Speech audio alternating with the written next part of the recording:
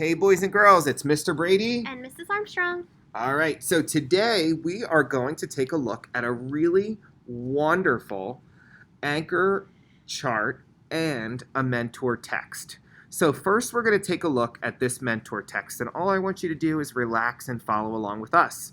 So, we're going to read through this and we're going to talk about one specific area of this mentor text. It's called the Gulf oil spill. Have you ever observed what happened when you put oil and water together in the same cup? The oil will quickly separate and create a layer above the water. It appears you could easily scrape the oil from the top of the water and remove it. But unfortunately, it's not that easy. Scientists, researchers, the BP oil company, government officials, and volunteer cleanup crews experience this firsthand in very serious real-world situations. On April 20th, 2010, an oil rig named Deepwater Horizon exploded and sank in the Gulf of Mexico. The explosion of the oil rig caused oil and gas to begin leaking through a BP pipe at the bottom of the ocean.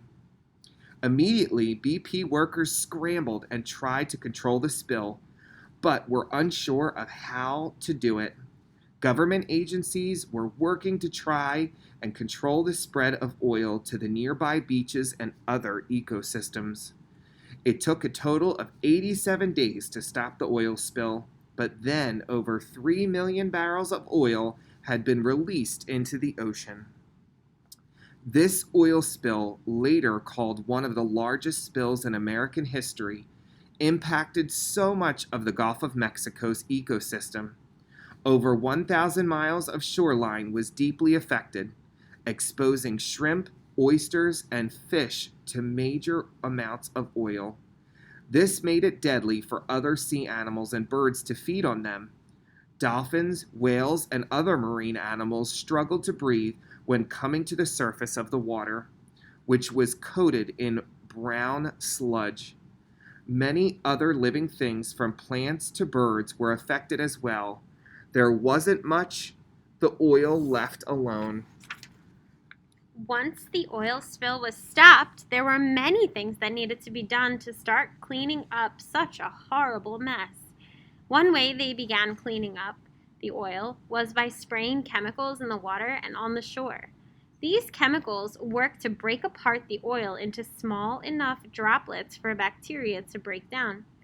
Another cleanup method that was used was having controlled fires on the water, which burns off the oil so it won't spread to the shoreline. There were many steps to treating the wildlife that was affected. They gave each animal a thorough physical, warmed, fed, and hydrated them, and then allowed them to rest for a period of time. They would then clean them in a hot bath, treated with a cleaner that helped remove the oil. These are just a few of the ways that experts work to clean up from the oil spill.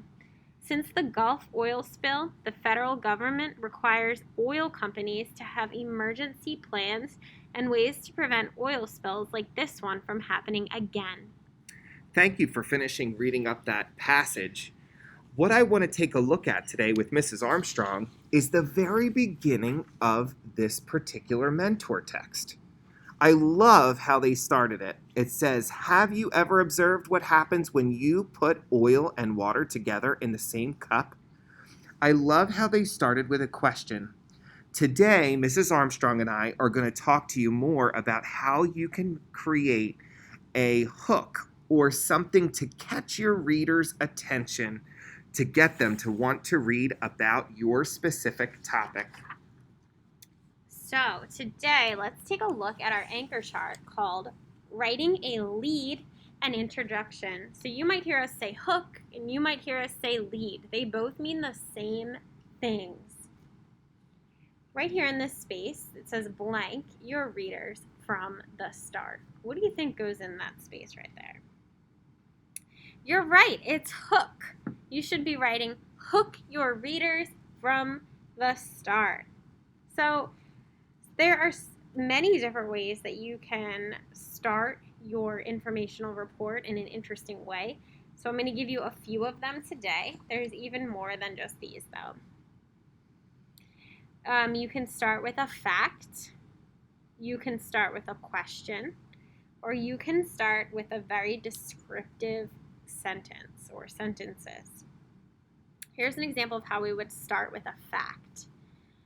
On average, there are 50,000 spiders per acre in green areas. Don't worry, although spiders are widely feared, only a few species are dangerous to people. Okay, so that is a fascinating fact. That was a good one to put first. I don't know about you, but if I read that, I definitely would want to keep reading. Definitely. Now we can start with a question. Are humans the only ones who name their babies? Oh, that's a really interesting question. I never ever thought of that before, but now that I read that, I want to keep reading to find out. It says, nope, research shows that dolphins actually give each other names. Each dolphin has a whistle sound that they recognize, similar to the way humans recognize their names. Interesting. So starting with a question is a good idea. And it's actually an interesting question. So we'll get into this as we go on further. But I've been teaching 5th grade for many, many years, and sometimes it's hard for students to decide what is interesting and what isn't interesting. And if I start with a question like, did you know dolphins live in the water? Well, that's not really that interesting. I did know that. I already knew that. And I don't really want to read anymore because it makes me feel like you're going to tell me some things that I already know.